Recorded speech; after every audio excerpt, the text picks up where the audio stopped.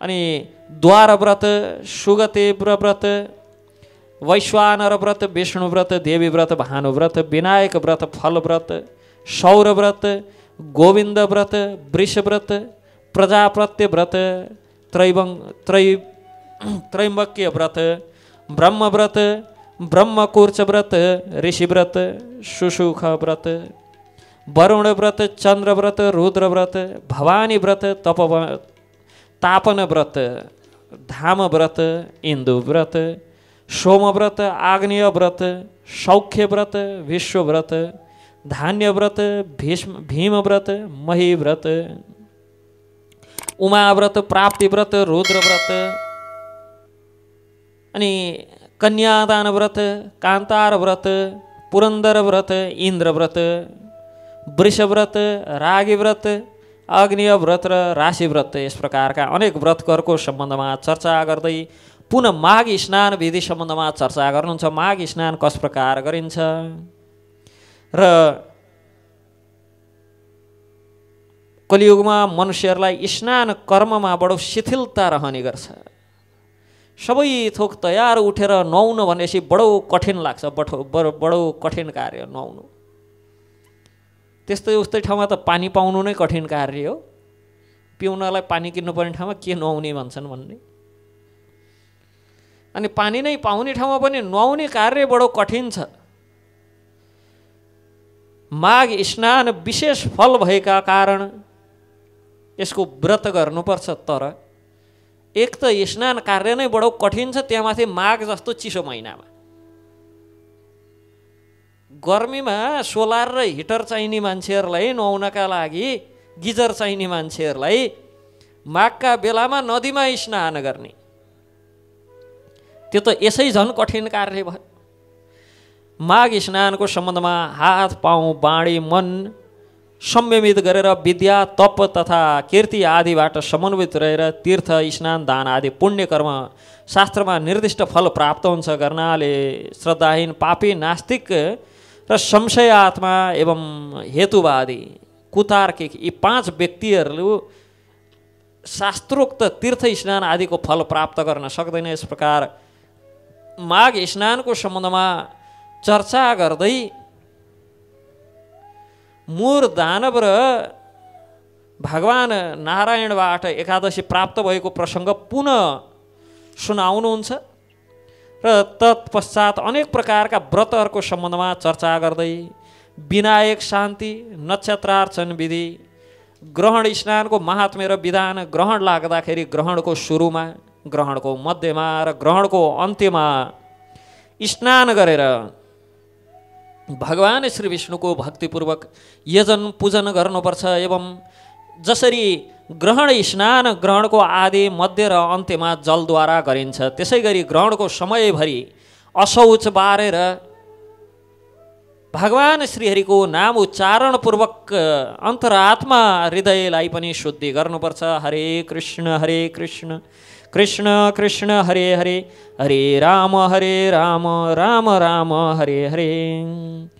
तत्पश्चात मरणासन्न व्यक्ति मृत्युको पूर्व अन्त समयमा के गर्नुपर्छ भन्ने सम्बन्धमा प्राणीको कर्तव्य सम्बन्धमा बताउनुहुन्छ। मनुष्यलाई जब उसको अन्त समय आयो भन्ने जाने पछाडि गरुडध्वज भगवान विष्णुलाई स्मरण गर्नुपर्छ।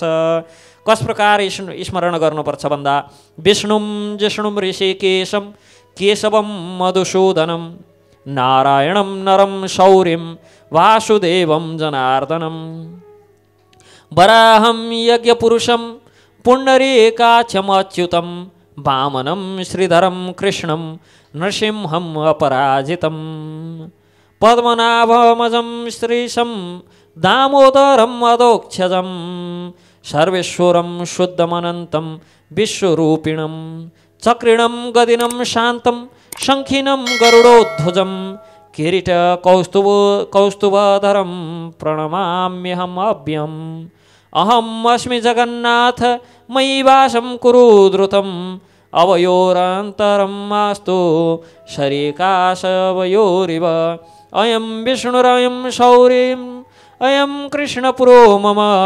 नीलोत्पलदलश्याम पद्मपात्र यत क्षण। यस प्रकार भगवान विष्णुलाई स्मरण गर्नुपर्छ र भगवान विष्णुको अतिरिक्त मेरा कोही भाइ बन्धु छैनन्। मेरा तल माथि दायाँ बायाँ शिर हृदय हात आदि सबै नेत्र कान सबैतिर भगवान विष्णु नै मित्र रूपमा विराजमान हुनुहुन्छ। यस्तो भाव राखेर सबै थोक छोडेर सर्वेश्वर भगवान अच्युतलाई हृदयमा धारण गरेर निरन्तर भगवान वासुदेवको नाम कीर्तन गर्दै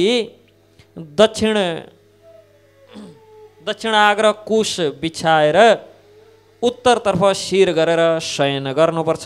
भगवानको नाम उच्चारण गर्दै हे भगवान श्रीकृष्ण, हे कमलनयन भगवान विष्णु, हे शौर्य भगवान श्रीकृष्ण, हजुरलाई म आफ्नो अगाडि सामुन्यमा देख्दैछु, हजुरले पनि मलाई हेर्नु पर्यो, मेरो उद्धार गर्नु पर्यो। यस प्रकार भगवानको स्मरण गर्दै हरे कृष्ण कृष्ण कृष्ण हरे हरे, हरे राम राम राम हरे हरे। भगवानको नामोच्चारण गर्नुपर्छ, स्मृतिमा राख्नुपर्छ भगवानलाई। यस प्रकार अन्तिम समयमा के गर्नुपर्छ भन्ने चर्चा गर्दै इष्टापूर्तको महिमा सुनाउँदै अब दीपदानको महिमाको प्रसङ्गमा जातेश्मरा रानी तथा ललिताको सम्बन्धमा चर्चा गर्दै वृषोत्सर्गको महिमा, फाल्गुन पूर्णिमा उत्सवको सम्बन्धमा चर्चा गर्दै दमनको वत्स दोलोत्सव तथा रथयात्रा उत्सव आदिको वर्णन गर्दै अगाडि भगवान श्रावण पूर्णिमा तथा रक्षाबन्धनको विधि सम्बन्धमा चर्चा गर्नुहुन्छ कि कस प्रकार कुन तिथिमा कुन विधानद्वारा रक्षाबन्धन बाँध्नुपर्छ भन्दा श्रावण मासको पूर्णिमाका दिन प्रात उठेर शौच इत्यादि नियम क्रियाबाट निवृत्त भएर श्रुति स्मृति विधिबाट स्नान गरेर देवता एवं पितृहरूलाई निर्मल जलले तर्पण गरेर उपाकर्म विधिबाट वेदोक्त ऋषिहरूलाई पनि तर्पण गरेर ब्राह्मण वर्ग देवताहरूको प्राप्तिको उद्देश्यले श्राद्ध गरेर तदनन्तर दिउँसोको समयमा रक्षा पोटिलको निर्माण गरेर कपास अथवा रेशमको वस्त्रबाट निर्माण गरेर प्रसन्न चित्त रहेर मङ्गल ध्वनि आदि गर्दै ब्राह्मण तथा सुवासिनी स्त्रीहरूलाई अर्घ्य आदिद्वारा अर्चना राजाको गरेर तत्पश्चात यनबद्धो बलि राजा दानवेन्द्र महाबल आदि मन्त्र उच्चारण पूर्वक रक्षाबन्धन बाँध्नुपर्छ भन्दा यो रक्षाबन्धन किन बाँध्ने त उसो भए?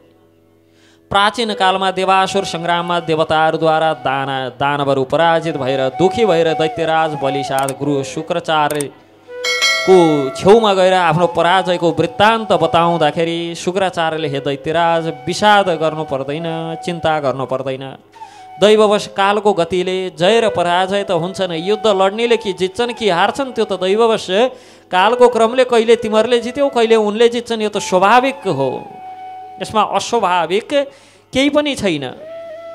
यस समय वर्षभरका लागि देवराज इन्द्र साथ सन्धि गर, किनभने इन्द्रपत्नी शचीले इन्द्रलाई रक्षा सूत्र बाँधेर अजय बनाएको कारण हामीले जित्न सक्दैनौँ। त्यही रक्षा सूत्रको प्रभावले दानवेन्द्र इन्द्रसँग परास्त भयो। 1 वर्षसम्म प्रतीक्षा गर, यस पश्चात तिम्रो कल्याण हुनेछ। गुरु शुक्राचार्यको वचन सुनेर तत्पश्चात निश्चिन्त भएर समयको प्रतीक्षा गर्न लागि यो रक्षाबन्धनको विलक्षण प्रभाव छ। विजय, सुखपुत्र, आरोग्य एवं धन प्राप्ति हुन्छ।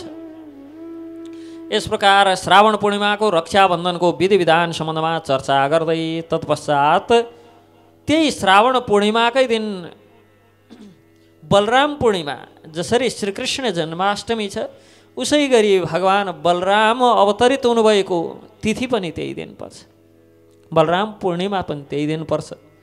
तत्पश्चात महानवमी र विजयादशमी व्रतको सम्बन्धमा चर्चा गर्दै इन्द्रध्वज उत्सवको प्रसङ्गमा उपरिचर वसुको वृत्तान्तको सम्बन्धमा चर्चा गरेर दीपमालीको उत्सवको सम्बन्धमा र शान्तिक एवं पौष्टिक कर्म र नवग्रह शान्तिको विधिको वर्णन गर्नुहुन्छ र नवग्रह शान्ति आदिको विधान पश्चात कोटियोमको विधान सम्बन्धमा चर्चा गर्नुहुन्छ कि कोटियोम कस प्रकार हुन्छन्, कस प्रकार कोटियोम गर्नुपर्छ र कसरी कोटियोम गर्नाले के प्राप्त हुन्छ र कुन हिसाबले गरेका कोटियोमलाई सबैभन्दा उत्कृष्ट मानिन्छ। शुद्ध मुहुर्त हेरेर देवालय, नदीको तटमा, वनमा अथवा घरमा पनि कोटीहोम गर्न सकिन्छ। वेदवेत्ता ब्राह्मणहरूलाई वरण गरेर चन्दन आदिद्वारा, पुष्प, माला, वस्त्र, आभूषण आदिद्वारा पूजन गरेर, श्वेत वस्त्र आदिबाट अलङ्कृत गरेर विद्वान ब्राह्मणलाई पुण्यावाचन गरेर अनि कोटीहोमका लागि यज्ञवेदी आदि निर्माण गरेर हवन गर्ने सम्बन्धमा चर्चा गर्दै तत्पश्चात महाशान्ति विधानको सम्बन्धमा चर्चा गरेर विनायक शान्ति र नक्षत्र अर्चन कस प्रकार गरिन्छ अनि नक्षत्र अर्चन विधिको चर्चा गरे पछाडि अपराध शतशमन व्रतको सम्बन्धमा चर्चा गर्दै अन्तमा गएर काञ्चनपुरी व्रत विधिको सम्बन्धमा चर्चा गर्नुहुन्छ। तत्पश्चात दानको सम्बन्धमा, दानको महात्म्य सम्बन्धमा चर्चा गर्दै जो विवाह गर्न योग्य कन्यालाई अलङ्कृत गरेर ब्रह्मविधिबाट सुयोग्य वरलाई प्रदान गर्छन्, त्यो 7 पूर्व एवं 7 अगाडि आउने पिँढी तथा आफ्ना कुलका सबै मनुष्यहरूलाई पनि यो कन्यादानको पुण्यबाट उद्धार गर्छन्।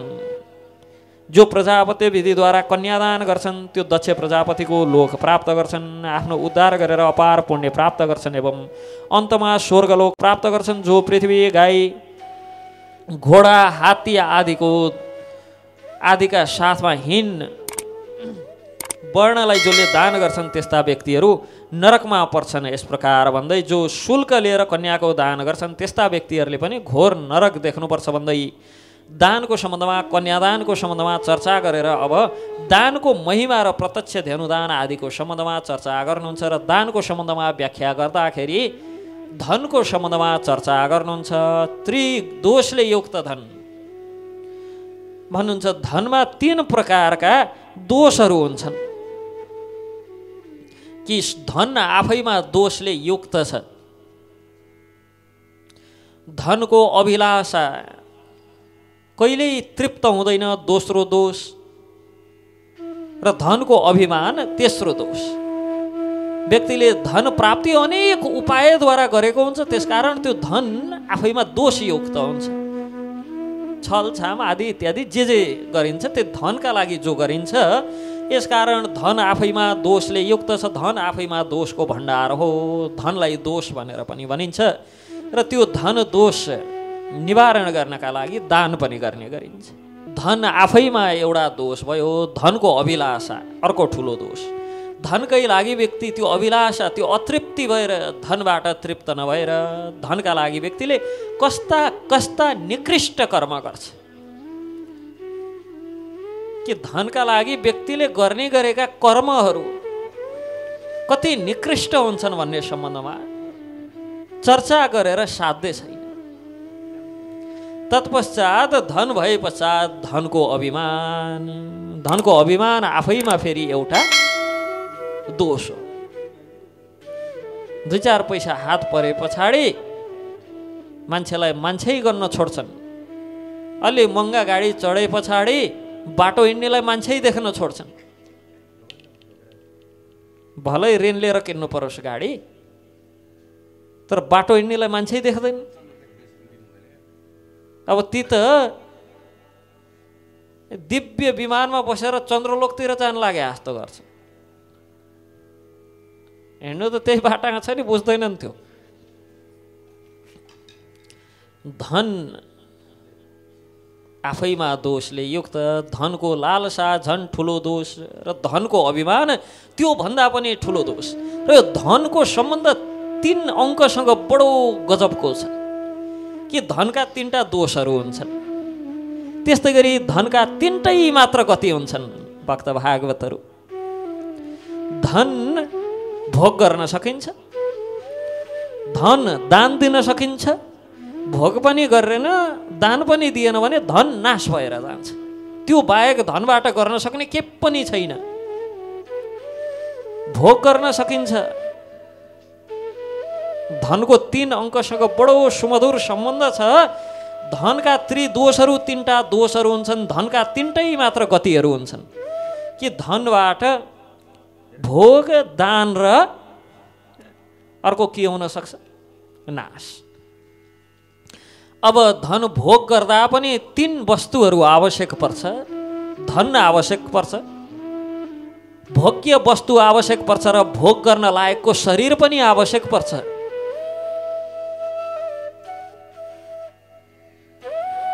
पहिले त भोग गर्नलाई धन नै चाहियो, मलाई यस्तो चाहियो उस्तो चाहियो मात्र भनेर पनि भएन, त्यो प्राप्य गर्ने हैसियत त चाहियो नि, धन चाहियो। अनि अब भोग्य वस्तु चाहियो कि मसँग टन्न धन छ त्यही भएर मङ्गल ग्रहमा गएर बस्छु भनेर त हुन्न, त्यो प्राप्य नै छैन। मसँग धन टन्न छ त्यही भएर सूर्यलाई किनेर ल्याएर मेरो घरमा सजाउँछु, त्यो भएपछि यो बत्तीको बिल तिर्नु पर्दैन थियो भनेर त हुन्न। भोग्य प्राप्य वस्तु पनि हुनु पर्यो धनबाट।